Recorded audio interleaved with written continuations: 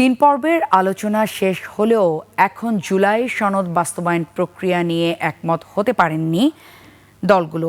বিশেষজ্ঞ সুপারিশ নিয়েও দলগুলো ভিন্ন ভিন্ন মত দিয়েছে। জাতীয় সংসদ নির্বাচনের আগেই গণভোটের মাধ্যমে জুলাই সনদ বাস্তবায়নের দাবি জানিয়েছে জামায়াত, এনসিপি সহ কয়েকটি দল। তবে বিএনপি ও সমমনা দলগুলো চায় পরবর্তী গণতান্ত্রিক সরকারের মাধ্যমে বাস্তবায়িত হোক জুলাই সনদ। মানিক শিকদারের রিপোর্ট। রাজধানীর ফরেন সার্ভিস একাডেমিতে জুলাই জাতীয় সনদ বাস্তবায়নের উপায় নিয়ে বিভিন্ন রাজনৈতিক দলের সাথে আলোচনায় বসে জাতীয় ঐকমত্য কমিশন। যোগ দেন বিএনপি, জামায়াত, এনসিপি সহ অন্যান্য রাজনৈতিক দলের প্রতিনিধিরা। আমাদের বিশেষজ্ঞরা এবং আপনারা কমিশনের সহসভাপতি জানান, আগামী মাসের শুরুতে জুলাই সনদ বাস্তবায়নের চূড়ান্ত সিদ্ধান্ত নেওয়া হবে। তারপর প্রধান উপদেষ্টাকে হস্তান্তর করা হবে। আমরা আশা করছি অক্টোবরের শুরুর দিকেই আমরা আবার বসে খুব দ্রুততার সঙ্গে কিছু সুনির্দিষ্ট সুপারিশ তৈরি করে সরকারকে দিতে পারব।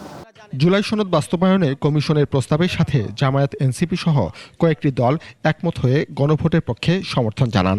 গণভোটে যদি এটা যায়, জনগণ দেশের সাথে দেশের ভবিষ্যতের জন্য, নতুন রাজনৈতিক ব্যবস্থার জন্য জুলাই সনদের পক্ষে রায় দেবে বলে এটা আমরা আশাবাদী। যারা বলেন যে জুলাই সনদ বাস্তবায়ন করতে চাই কিন্তু সেটা পার্লামেন্টে গিয়ে করব, আমাদের প্রশ্ন হচ্ছে যদি চান তাহলে এখন কেন করতে চাচ্ছেন না? গণপরিষদ কাম পার্লামেন্টের যে কথাটা আমরা বলেছি এটাই আমরা আবার পুনর্ব্যক্ত করেছি।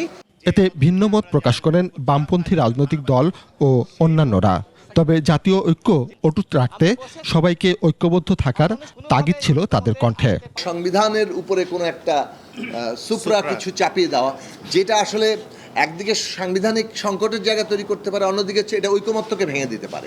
আগামীতে যেই ক্ষমতা আসুক না কেন, এমন আইনগত বন্দোবস্ত সৃষ্টি করা যাতে করে সেই সরকার বাস্তবায়ন করতে বাধ্য থাকে। সাংবিধানিক আদেশ কিংবা গণভোট নয়, পরবর্তী সংসদেই সংস্কার ও জুলাই সনদ বাস্তবায়ন চায় বিএনপি। যারা কোনো দল অথবা জোট সরকার গঠন করবে, সংসদে যাদের মেজরিটি থাকবে তারা যেমন রেসপন্সিবল থাকবে, সমস্ত জাতীয় সংসদের সকল সদস্য রেসপন্সিবল থাকবে সেটার দ্বারা। দেশে অস্থিতিশীল পরিস্থিতি হয় এমন পদক্ষেপ না নেয়ার আহ্বান জানান বিভিন্ন রাজনৈতিক দলের নেতারা। কে কয়টা মিছিল দিলাম তার উপর ভিত্তি করে কি পিআর নির্ধারিত হবে? মানিক শিকদার, 21 টেলিভিশন, ঢাকা।